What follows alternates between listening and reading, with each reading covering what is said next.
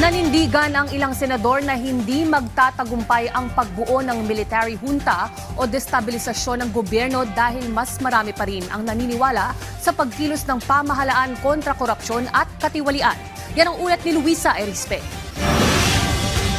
Umiingay ngayon ang isyu ng junta o destabilisasyon sa gobyerno sa pangunguna ng civilian military. Sa isang pahayag, sinabi ni Senate President Pro Tempore Panfilo Lacson, siya mismo inalok raw na sumali sa Transition Council na magsisimula ng civilian military junta. Pero dinedma o hindi niya ito pinansin.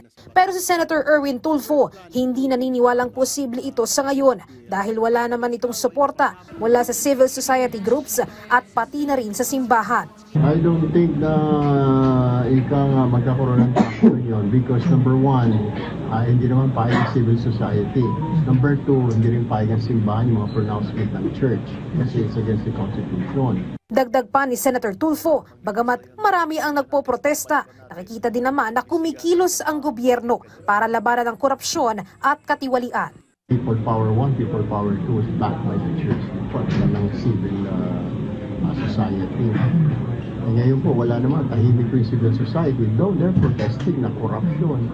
Nakikita naman po nila na may mga nakakasuhan lang, pati yung mga Gen Zs. Otherwise, kung simbahan, nagsama-sama po yan, calling for the resignation of everybody, tapos ang junta, baho yun.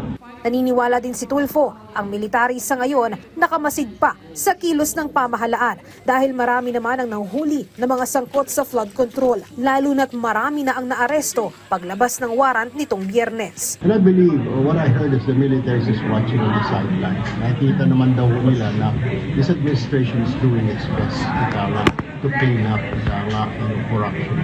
Kaya ginagawa naman buti sana kung inuupuan lang yung kaso. Pero sana nga lang, mahuli na po lahat yan, makasuhan na lahat kasi parang medyo mabagal na po. Kailangan siguro bilis-bilisan kasi naiinip na rin yung taong bayan. Nakita naman ang senador, marami rin umano ang kasama sa warrant na wala na sa bansa. Kaya plano nilang maghain ng resolusyon sa Senado na magsusulong na hindi na pwedeng basta lumabas ng bansa ang sinumang sangkot sa investigasyon. So we're planning to file a bill na pag ikaw ay napasama na yung pangalan mo, baka pwedeng i-hold ka muna hanggat hindi ka nakiklear ng korte o ng whatever investigating agency. Samantala, binasag naman ng business tycoon na si Ramon ang usap-usapan na siya umano ang tatayong caretaker ng gobyerno sakaling matuloy ang junta. Sa kanyang opisyal na pahayag, hindi raw siya papasok sa politika. Mananatili lang siyang nakasuporta sa gobyerno sa pagbuo ng mga proyekto. Luisa Erispe para sa Pambansang TV sa Bagong Pilipinas.